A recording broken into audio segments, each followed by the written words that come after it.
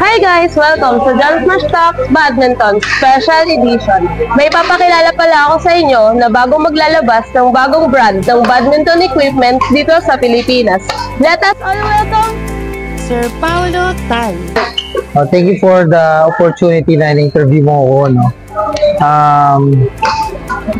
I would like to say thank you sa inyo, binigyan niyo ako opportunity, no? And you can go ahead with your question. Ano po ba yung bagong brand na ipapakilala mo sa amin, Sir Pao? Actually, yung brand namin is kini-carry is J-Nice, no? Which is a badminton equipment company. No? Hindi pa siya recognized dito sa Philippines. That's why we are currently introducing it to the market. No? So far, naghahanap kami ng possible na magkaroon kami ng market share dito, no? Kasi in terms of quality, wala tayong masasabi pagdating sa J-Nice. Why J-Nice? J-Nice because first of all, nakita ko kung ano yung performance ng rackets nila, eh, no? And actually J-Nice has been in the market since 2009, no? And would you believe last year they have a award, a top excellent brand award from Asia Pacific, no? So naniniwala ako talagang magandang brand ng J-Nice, and makikita naman siguro mga magiging customers or future customers ano yung totoong performance and quality ng rackets na pinuproduce ng J-Nice.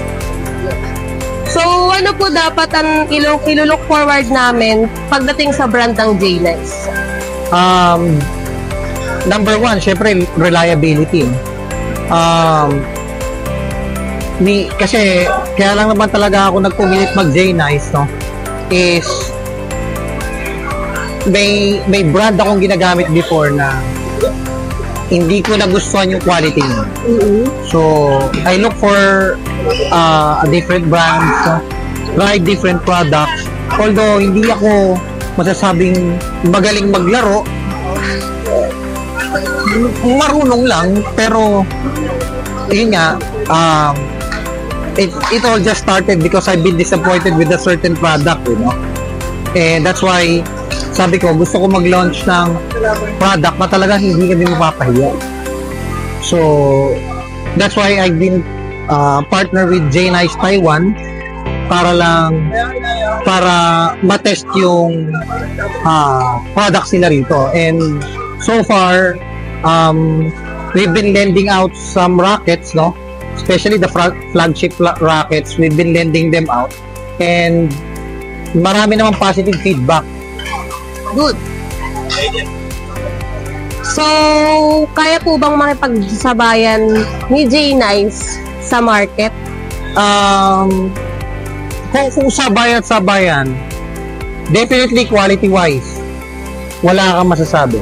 And, yun nga, plus, J-Nice Taiwan, the headquarters, promised me pagdating sa mga returns, no? Kasi, alam naman natin, logistics nightmare yung returns. So, they promised me na once na nakuha niyo yung product and from the date of purchase, makukuha, pwede kami magbigay ng outright 3 months, pwede palitan na agad yung racket.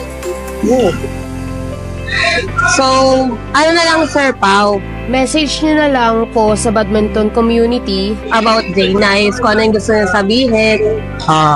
Well, sana bigyan nyo ng opportunity ang J-Nice. Talagang hindi tayo mapapahiya sa product na to. And for sure naman, sa mga badminton enthusiast, matutuwa kayo when it comes to performance ng rackets na i-release ng J-Nice. Saan po ba kayo pwedeng kontakin or i-message para about sa product ng J-Nice? Actually, you can always message us through Facebook, no? J-Nice Philippines, no? My wife and I are always online, and we are 100% we're going to answer all of your questions regarding with the product. Thank you po sa quality time nyo. Okay, thank you. Thank you po. Hi guys! Yun na po. That's it for today's video. Ilalagay ko na lang po sa baba yung link ng J-Nice page. Doon nyo na lang po sila kontakin about sa J-Nice product. Hope you guys enjoy this video. Kita-kits sa susunod na Jump Smash Talk Badminton Special Edition. Bye!